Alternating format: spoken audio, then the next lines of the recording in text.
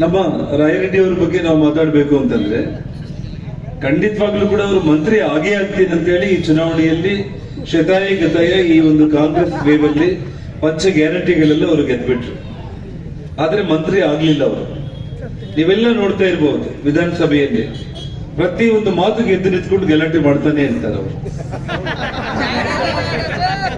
ಅಂದ್ರೆ ರಾಜ್ಯದ ಮುಖ್ಯಮಂತ್ರಿಗಳಿಗೆ ಇರಿಸು ಬುರುಸು ಮಾಡಬೇಕು, ಟೆನ್ಷನ್ ಕ್ರಿಯೇಟ್ ಮಾಡಿದ್ರೆ ನನ್ಗೆ ಮಂತ್ರಿ ಪದವಿ ಕೊಡ್ತಾರೆ ಅಂತ ಹೇಳಿ ಅವ್ರ ಆಸೆ.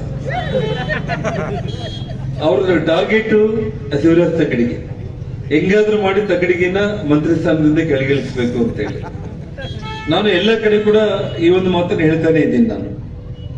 ನಾನಿವತ್ತು ನಮ್ಮ ಡಾಕ್ಟರ್ ಬಸವರಾಜ್ ಅವರು ಕೊಪ್ಪಳದಲ್ಲಿ ಕೂತ್ಕೊಂಡ್ಬಿಟ್ಟು ಇವತ್ತು ನಾನು ನಿಮ್ಮನ್ನೆಲ್ಲ ನೋಡಿದ್ಮೇಲೆ ಮಂಗಳೂರು ಗ್ರಾಮದಲ್ಲಿ ಅವರು ಕೊಪ್ಪಳದಲ್ಲಿ ಕೂತ್ಕೊಂಡ್ಬಿಟ್ಟು ಮೈಂಡ್ ಗೇಮ್ ಆಡ್ತಾ ಇದ್ದಾರೆ. ಮೀಡಿಯಾದಲ್ಲಿ ಇಬ್ಬರನ್ನ ಸೇರಿಸ್ಕೊಂಡ್ಬಿಟ್ಟು ಬಿಜೆಪಿ ಅವರು ಒಬ್ಬರು ಸೇರಿದ್ರು, ಇವತ್ತು ಇನ್ನೊಂದು ಇಬ್ಬರು ಸೇರಿದ್ರು ಅಂತ ಹೇಳಿ ಬರೇ ಮೈಂಡ್ ಗೇಮ್ ಮಾಡ್ತಾ ಇದ್ದಾರೆ. ಆದ್ರೆ ಇವತ್ತು ಮಂಗಳೂರು ಸಭೆ ನೋಡಿದ್ರೆ ಖಂಡಿತವಾಗ್ಲೂ ಕೂಡ ರಾಜಶೇಖರ್ ಹಿತ್ತಾಳಿಗೆ ಡಿಪಾಸಿಟ್ ಕೂಡ ಬರಲ್ಲ ಅನ್ನೋದು ನನಗೆ ಅನಿಸ್ತಾ ಇದೆ. ಮತ್ತು ನಾವು ರಾಜಶೇಖರ್ ಹಿತ್ತಾಳಿನ ಸೋಲಿಸೋ ಪ್ರಯತ್ನ ನಾವು ಮಾಡ್ಬೇಕಾಗಿಲ್ಲ. ನಾವು ಅದನ್ನ ನಮ್ಮ ಅಣ್ಣ ಬಸವರಾಜ್ ರಾಯರೆಡ್ಡಿನೇ ಮಾಡ್ಬಿಡ್ತಾನೆ.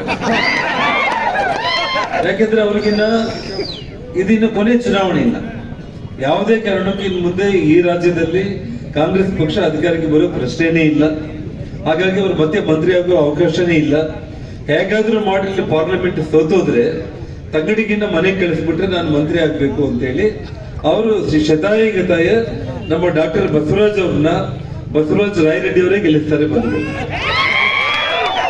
ಬೇಕಂದ್ರೆ ನೀವು ಹಳ್ಳಿಗಳಲ್ಲಿ ಟೆಸ್ಟ್ ಮಾಡ್ರಿ. ಆಲ್ರೆಡಿ ಮೊಮೆಂಟ್ ಆಗ್ತಾ ಇದೆ. ಆಯ್ತು.